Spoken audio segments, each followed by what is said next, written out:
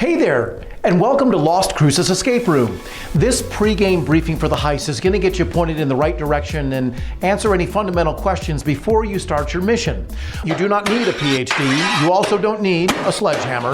You don't need a helmet. You don't need safety glasses. This technique will not get you out of the room, and there's no crowbar in there. And if you're grunting like this guy, then you're applying way too much force, and you don't need to be strong enough to rip a phone book in half. You only need what's called household strength. Some things in the room will move within physical travel limits, and it's kind of like a car door. When it reaches its physical travel limit, we feel resistance, but we don't always see the reason why. That might be the same with some things that move in the escape room, or some things might be limited in their travel by a piece of string. But whatever it is, we'll jump in and let you know if something needs to be pushed or pulled or twisted more. And as a general rule of thumb, if it's made of metal, please do not deform it. If anyone sees anyone in their group bending anything metal, all we ask is that you stop them before we do. This button next to the door only opens the door. That's all it does. You don't need permission to use it. You don't need to give us a reason why you're using it. It will not make any noise or set off an alarm, and it will not end the game. The only thing that'll happen if you hit this button is the door will open. Or you can ask us, hey, Game Master, can you open the door? We can do that from our station as well. The guy who's hired you is at his wayside estate.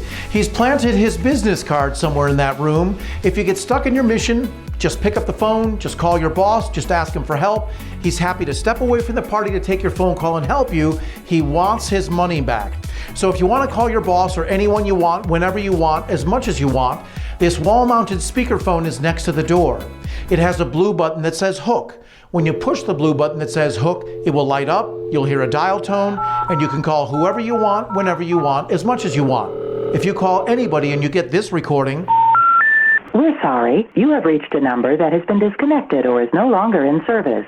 Then just hang up and start over, because it means one of two mistakes. It means you've either fumbled the phone, because we're all human from time to time, or it means that you've dialed a nonsense number, and you might want to double check your nonsense number. So if you call your boss and you get a clue and you're excited to move forward in your mission, and trust me, you'll know when you're moving forward in your mission.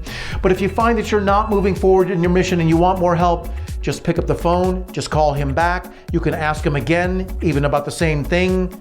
He might give you more detail the second time around.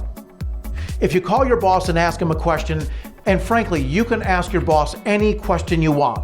But if you call your boss and you ask him a question about one thing and he answers the question that you've asked him, then that's great, because you and your boss are in step with each other, you're on the same page, and you're talking about the same thing.